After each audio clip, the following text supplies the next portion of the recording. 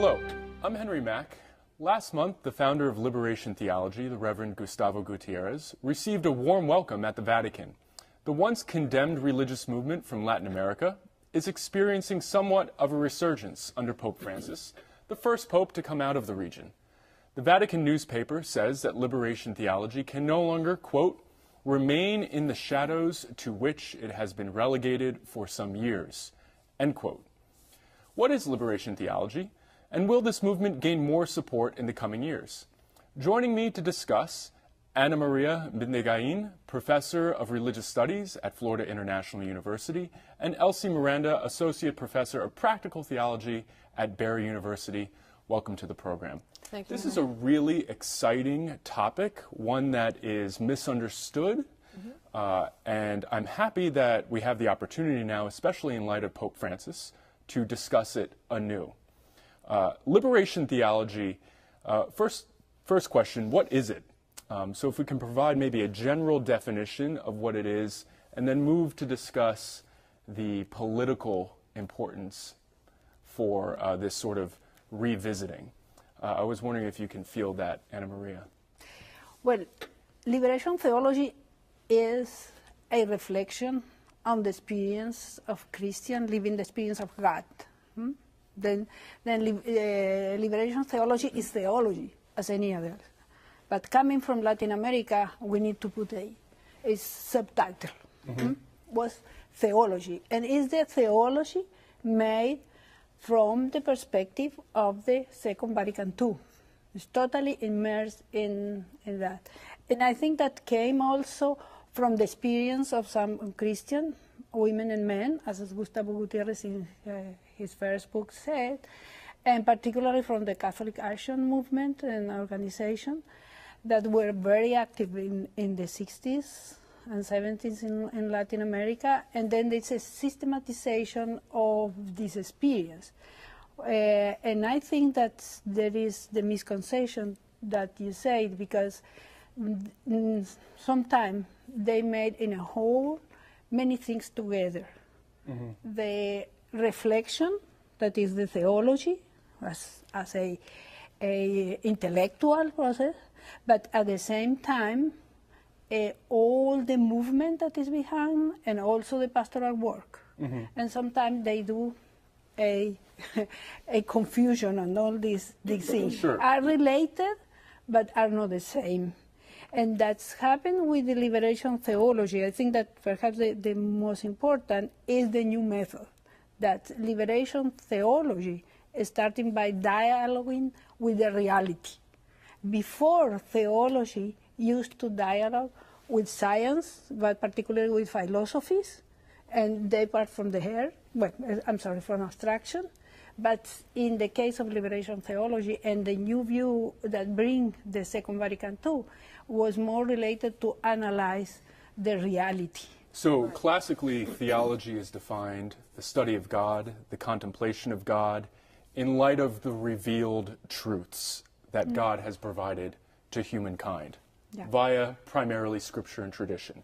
But liberation theology begins with a reflection about God, first through analysis of what confronts us politically, economically, historically. It begins by interpreting or seeing the gospel in light of what is affecting mankind, humankind. And a simplified way of naming that is that liberation theology is going to begin with context, and it's going to bring scripture and tradition in dialogue to the contextual reality of a community, a society, etc. And so in the wake of Vatican II, what happens is that the theologians in Latin America had to do a theological reflection and examination of how scripture and tradition was in fact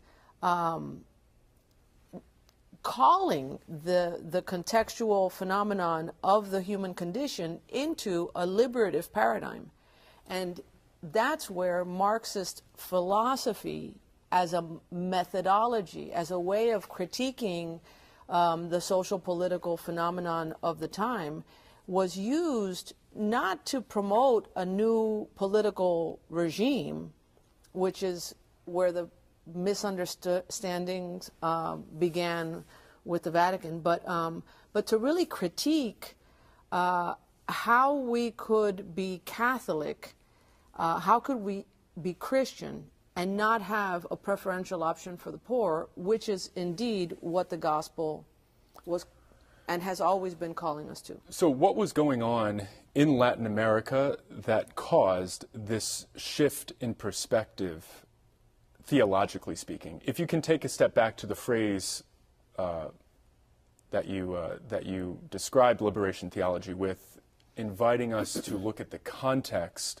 the phenomenon that we encounter, the paradigms that face us. Why was it in Latin America, and what prompted this revisiting of the gospel? Well, it was after the Second World War, the economical condition was very, very hard, particularly for the majority of the people. But at the same time, the political system, even if in some cases there were some dictatorships, but it depends on the countries. But in other cases, even if they have election don't mean democracy. Democracy is something much more important and more deeper. And then in this way, I think that what happened is that the people was looking for a real participation, for a real citizenship. Mm-hmm.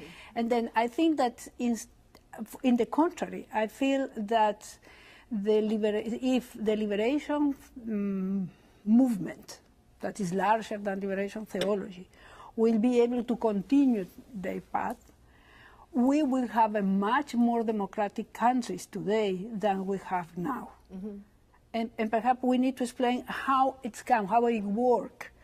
Is normally they work in small communities. Small communities, as I said, first were small communities of workers or students, because the Catholic action, for example, from where Lula is from the working class organization, they started reflecting on some particular issues, particular problem that the community is living.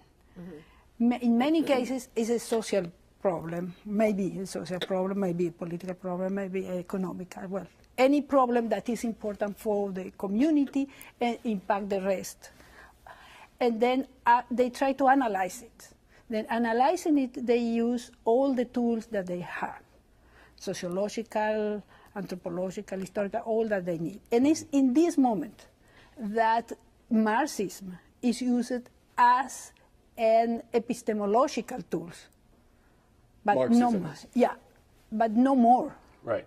But no more. It has a value to understand the society because, for example, the class analysis may help to understand the social reality, but don't mean that allow to bring to have the first look on the reality. And secondly, they bring, as he said, the reading of the scriptures, what the tradition, the teaching of the church, what the gospel tell us.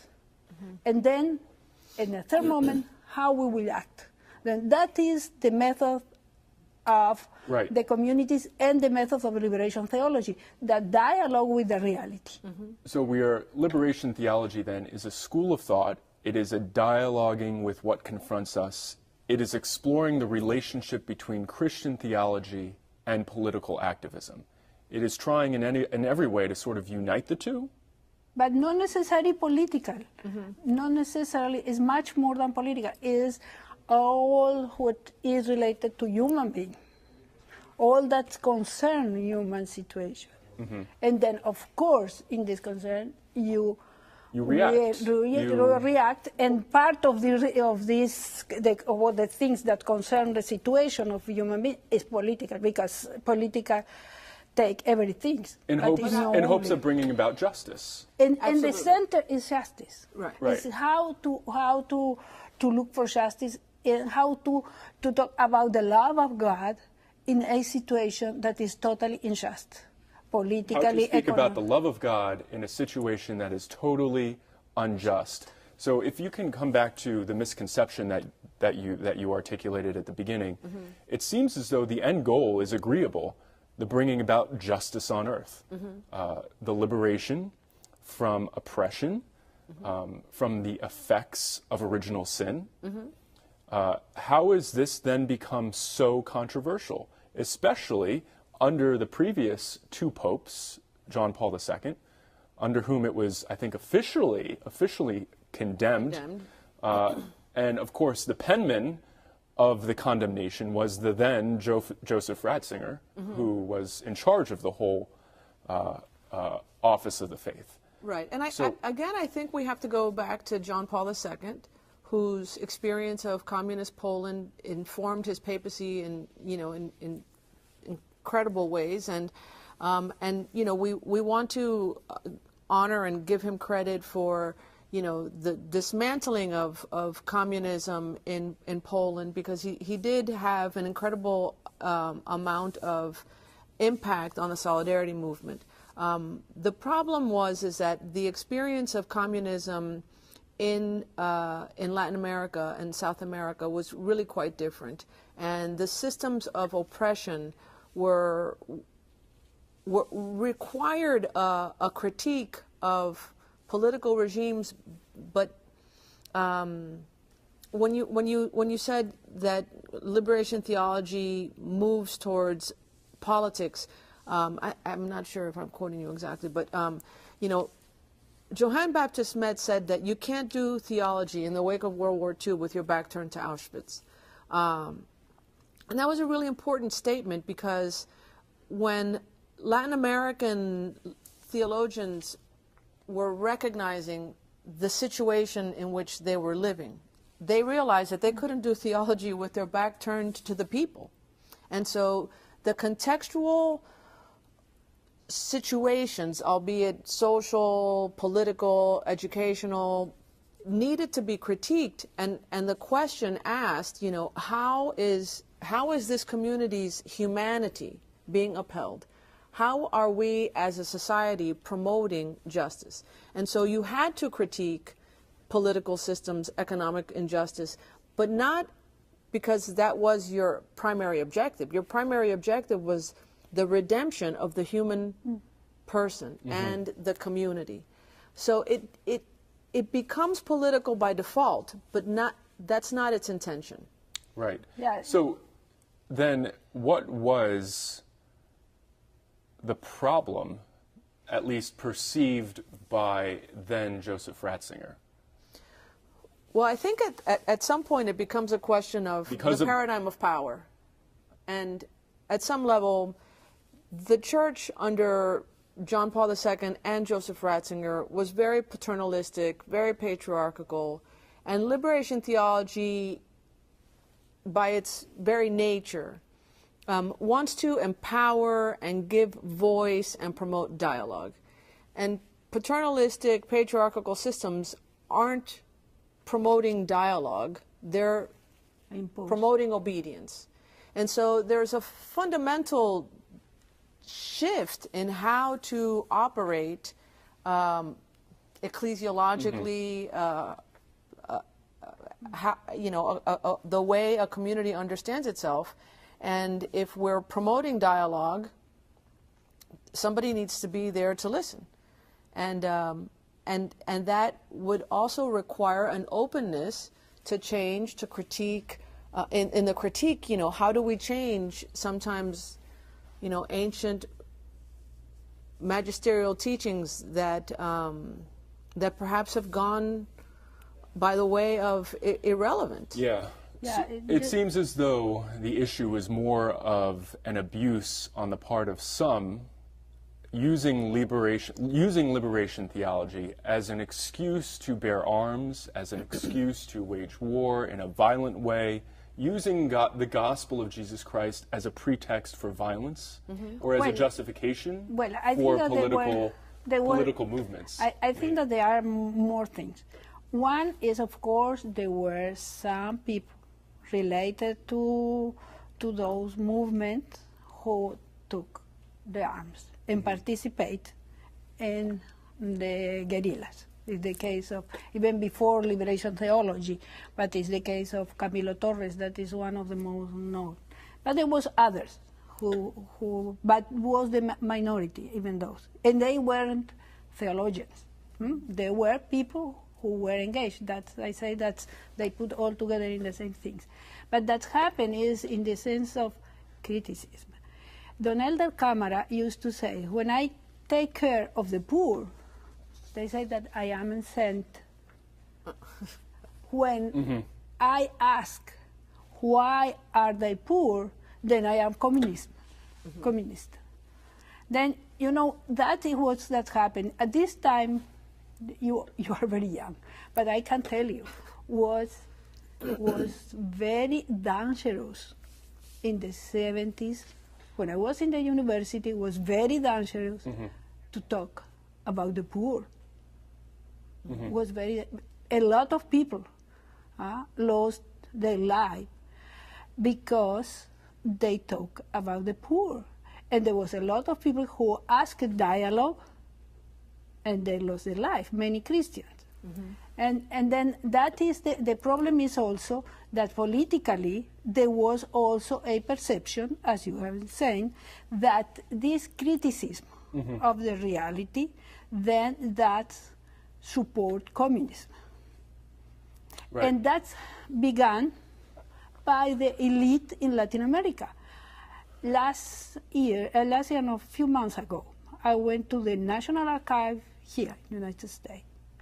And looking on the Colombian case, I discovered that under Nixon presidency, there were one president, Gerard Restrepo, with Lopez,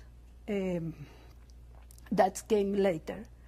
And they were talking to Nixon about the communism in the church.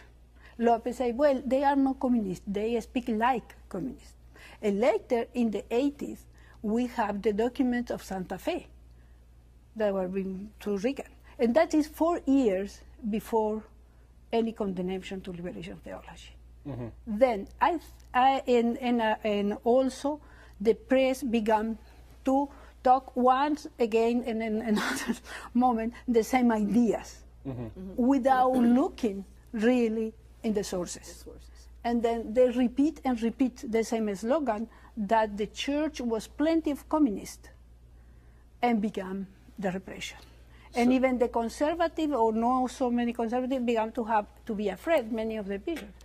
And then that's began to have a lot of confusion even inside the church. So the misconception on the part of the Vatican as a result of Pope John Paul II's insistence on liberating, oddly enough, Poland and the Solidarity movement, his fear of further communistic entrenchment in Latin America, prompted by American conservatism at the time under Reagan, all of this sort of came together to label liberation theology in an unfair way. Yeah, of course.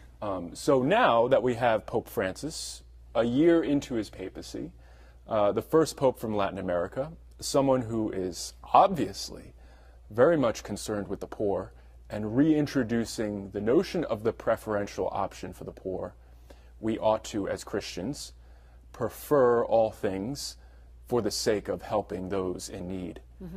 He is sort of bringing to light again now this topic. What do you make of this in terms of him now sort of addressing the substance, not just the style, but really getting at, I think, some substance here with respect to Catholic teaching? Well, I'd like to point out also that in the 80s, there was a Brazilian Paulo Freire, historian, education leader, who was promoting the idea of conscientization, and I find that what Pope Francis is saying is really an awakening of the human consciousness of a universal church and of a global community. he's not saying, let's go, you know, give handouts to the poor, but he's really asking us all, and in his critique of capitalism is asking us all to promote ways of doing business and of going about our business in a way that is just, in a way that gives people equal opportunities, that gives people a voice. You know, I think that what we need to be mindful of is how we give and provide access to education, how we, you know, deal with insiders and outsiders in every gamut of our social and political situations, because that's the kind of justice that the gospel was calling for. And when, for example, Gustavo Gutierrez is asking us to consider how base communities are transforming, you know, the social structure of a country, those base communities are being empowered by by relationships. They're not getting a handout. It's not a welfare system. Sure. That is, in fact, the exact opposite of And this is the principle of subsidiarity that the Church very much espouses. Grassroots transformation through the people. Right. And some of these quotes from Pope Francis, and I'll read some.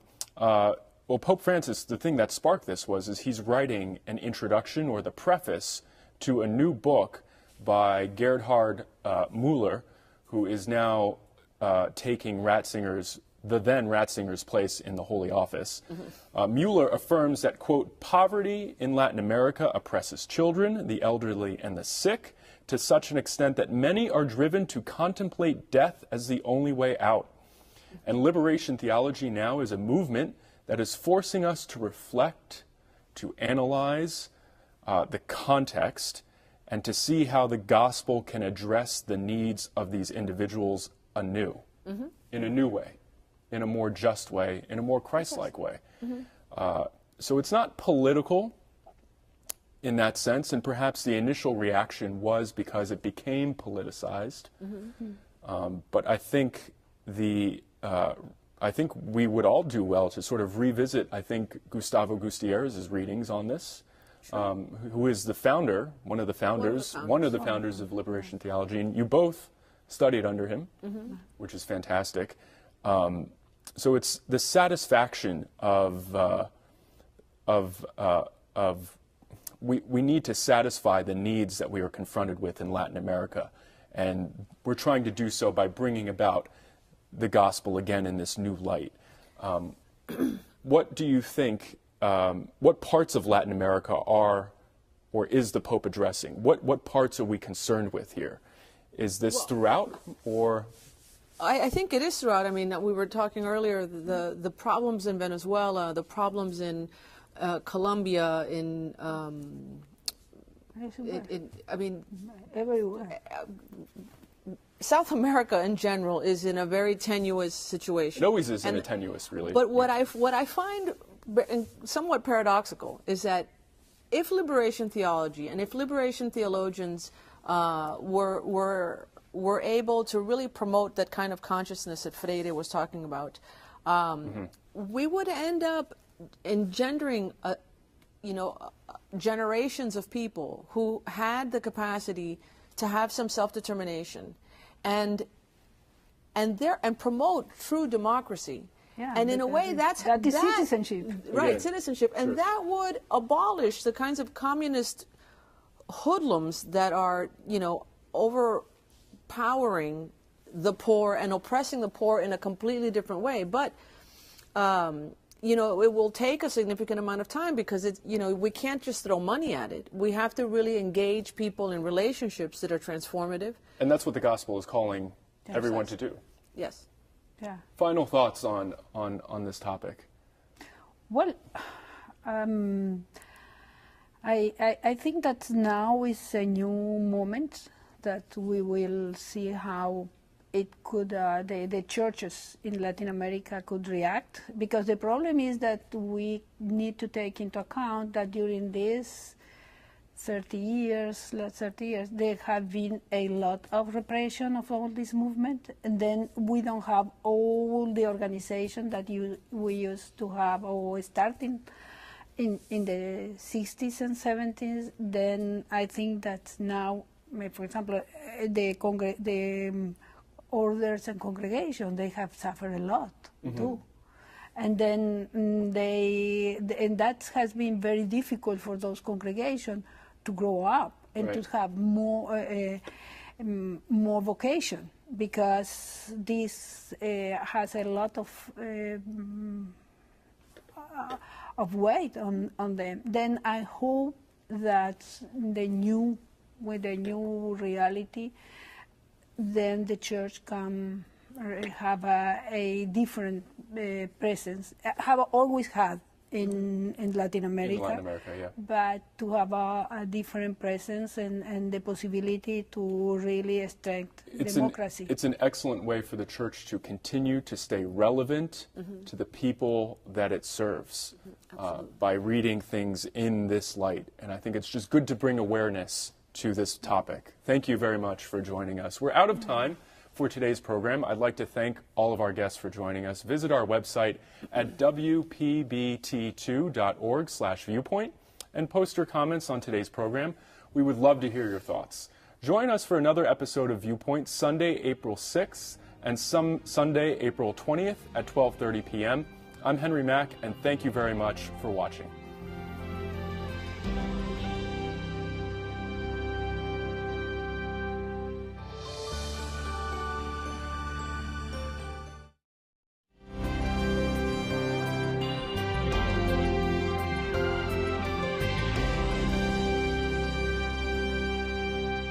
Hello, I'm Henry Mack.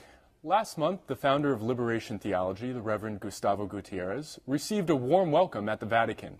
The once condemned religious movement from Latin America is experiencing somewhat of a resurgence under Pope Francis, the first pope to come out of the region. The Vatican newspaper says that Liberation Theology can no longer, quote, remain in the shadows to which it has been relegated for some years, end quote. What is Liberation Theology? And will this movement gain more support in the coming years? Joining me to discuss, Ana Maria Bindegain, Professor of Religious Studies. Before, theology used to dialogue with science, but particularly with philosophies, and they part from the hair, from abstraction. But in the case of liberation theology and the new view that bring the Second Vatican II was more related to analyze the reality. So classically, theology is defined the study of God, the contemplation of God, in light of the revealed truths that God has provided to humankind via primarily scripture and tradition. But liberation theology begins with a reflection about God, first through analysis of what confronts us politically, economically. And I think that there is the misconception that you said, because sometimes they made in a whole many things together.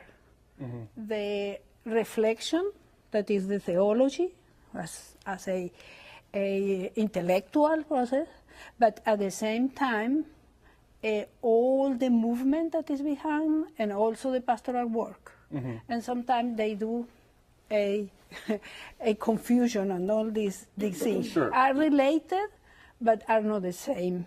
And that's happened with the liberation theology. I think that perhaps the most important is the new method, that liberation theology is starting by dialoguing with the reality and living the experience of God.